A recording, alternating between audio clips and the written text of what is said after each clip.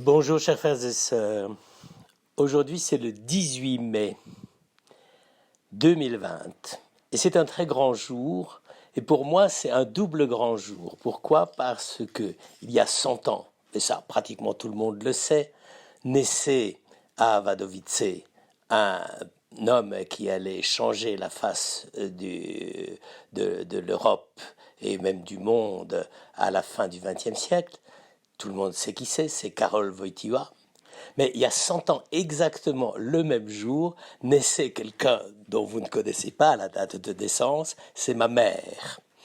Eva Regnault, épouse bourgeois, mais elle n'était pas encore épouse bourgeois.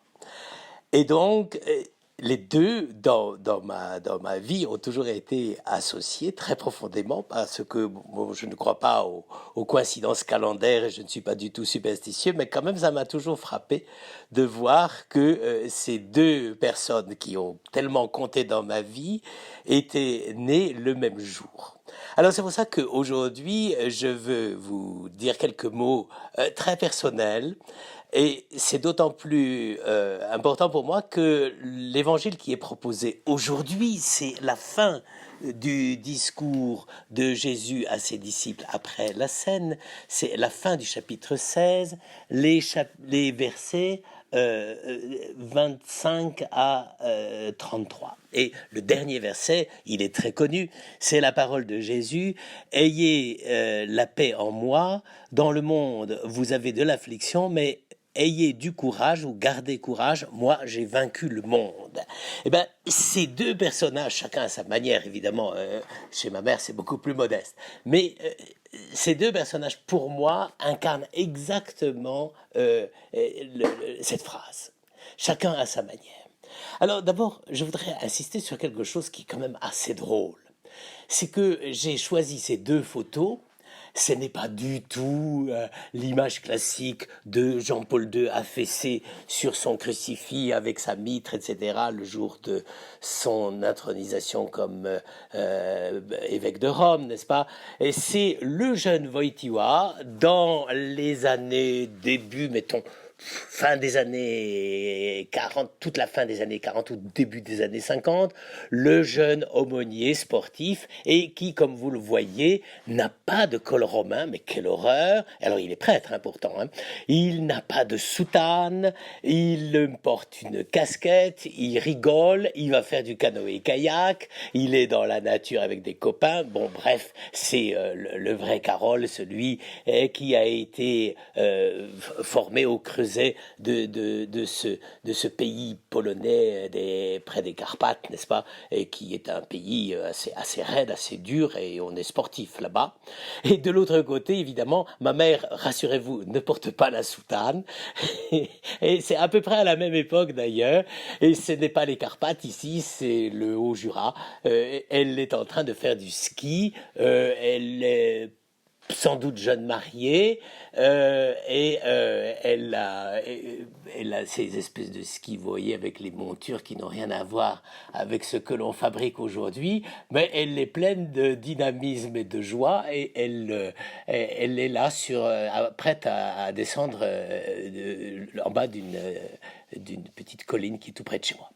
Alors, c'est quand même extraordinaire parce qu'ils sont tous les deux rayonnants de santé, de joie. Ils ont un très beau sourire tous les deux. Il y en a un qui regarde le ciel, l'autre qui regarde l'objectif. Ça, j'allais dire, c'est chacun selon ses goûts. Mais c'est quand même quelque chose de très très vivant.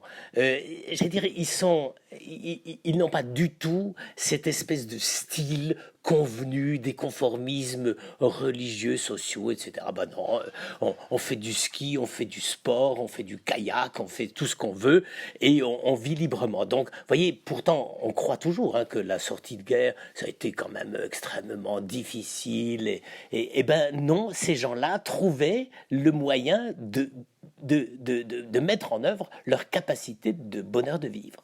Et pour moi, c'est ça que veulent dire ces deux photos. Gardez courage, j'ai vaincu le monde. Ils viennent de passer la guerre, mais qu'est-ce qu'ils font? Du kayak, l'un, et du ski pour l'autre.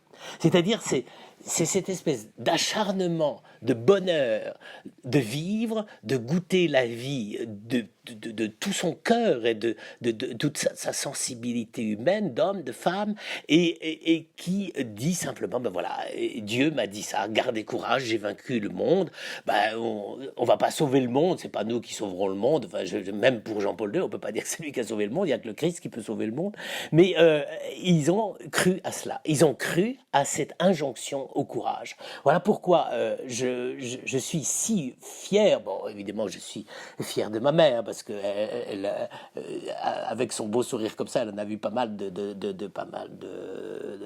souffrances pendant la guerre, et ça, comme Jean-Paul II d'ailleurs, Karol Wojtyła à l'époque, en a vu aussi existence clandestine, etc.